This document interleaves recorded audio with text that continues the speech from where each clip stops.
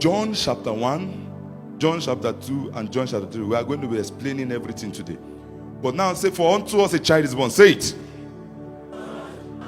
That's the power. That's the power scripture we are talking about today. That's Isaiah 9:6. For unto us a child is born, and unto us a son is given. But we see Jesus, who was made a little lower than angels, for the suffering of death crowned with glory and honor, that he, by the grace of God, might taste death for everyone. For it was fitting for him, for whom are all things, and by whom all things, in bringing many sons to glory. That was the mandate. The will of God is that many sons should be adopted. So everything you read in the Bible, that for unto us a child is born, what Isaiah the prophet wrote in Isaiah 9 from verse 6, it was not only going to happen to Jesus, it's going to happen to all the sons of God. For unto us, just as Jesus was born as a child, you are born as a child, but the grace to be son is given. One word can change your life. You are hearing me now? For unto us a child is born. You are born a child. Then he said, unto us a son is given. Meaning you are born. You might be born naturally as a child, but when it comes to sonship, God decides to give it as a gift.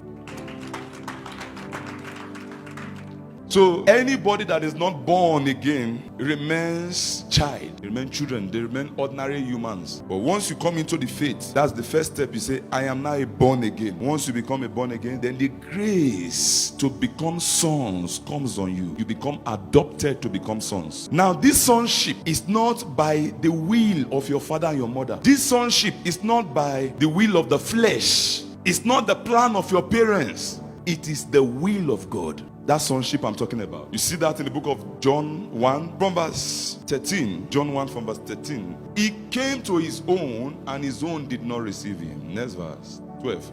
But as many as received him, to them he gave the right to become children of God. To those who believe in his name. Now look at how you are bettered into the realm of God. He said, whom were born not of blood, by two man and woman coming together. He said, you are not born because of that blood, nor of the will of the flesh. Where you say, I think I need to marry, I think I need to give birth to children. That is the will of the flesh. Do you understand that? Yes.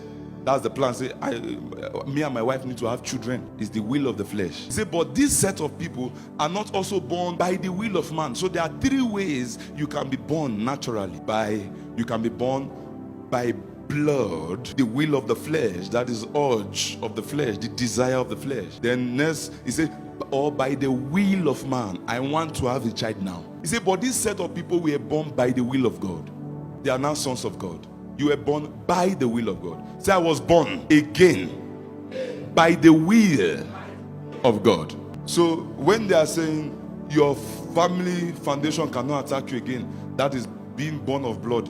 Those, when you have become this son of God, blood transmitted disease from your family should not affect you again. Blood transmitted causes. Do you understand that? Not because your father had cancer, your father failed in marriage, your mother failed in this, your uncle failed in this. You are no longer part of those history. Oh.